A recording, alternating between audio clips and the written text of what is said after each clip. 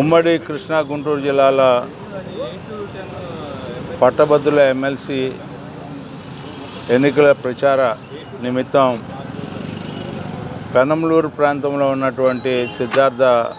Engineering college Bode Prasad గారు, అదేవిధంగా క్రాంతి గారు, ఉషా గారు, అదేవిధంగా సుచర్తి గారు,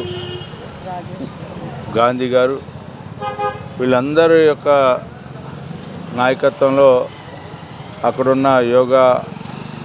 వాకర్స్ అసోసియేషను, అదేవిధంగా ఇక్కడి పడమట స్టేడియం చెన్నుపాటు రామకోటయ్య గారి స్టేడియంలో ఉన్నటువంటి ఇక్కడ ప్లేయర్స్ని, వాలీబాల్ ప్లేయర్స్ని, యోగా ఇట్లా అందరినీ కలవటం జరుగుతూ ఉంది. ఎక్కడికి వెళ్ళినా కూడా అపూర్వమైనటువంటి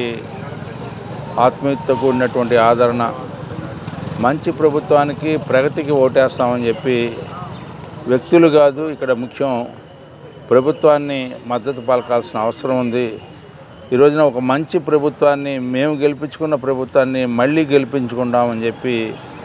ఈ రోజున ఎవరైతే పట్టభద్రులుగా ఓటర్లుగా నమోదు చేసుకున్నారో వాళ్ళందరూ కూడా ఈరోజు చెప్పే అంశం. మరి ముఖ్యంగా ఇక్కడ గద్దె రామ్మోహన్ గారు కానీ, అదేవిధంగా పెనంలూరులో బోడే ప్రసాద్ గారు కానీ, వీళ్ళిద్దరి నాయకత్వంలో ఓటర్లలో నమోదు విషయంలో కానీ, సెప్టెంబర్ నుంచి ఇప్పటి వరకు జరిగినటువంటి నమోదు కానీ, ఫైనల్ డ్రాఫ్ట్ వచ్చిన తర్వాత వెరిఫికేషన్ కానీ, ప్రతి ఇంటింటికి వెళ్ళి ఓటర్ యొక్క ఇన్ఫర్మేషన్ తెలుసుకొని ఆ ఇన్ఫర్మేషన్తో పాటు మెసేజ్లు పంపించడం, మెసేజ్లతో పాటు ఓటు ఎట్లా వేయాలి,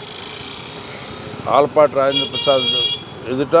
ప్రథమ ప్రాధాన్యత కూడినటువంటి 1 అనే అంకె వేయాలని చెప్పి కూడా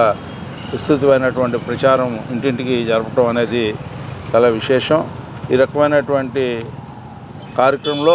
రేపు 27వ తారీఖు, ఈ నెల 27వ తారీఖు జరగబోయే ఎన్నికల్లో అందరూ కూడా ప్రథమ ప్రాధాన్యత 1 అనే అంకె వేసి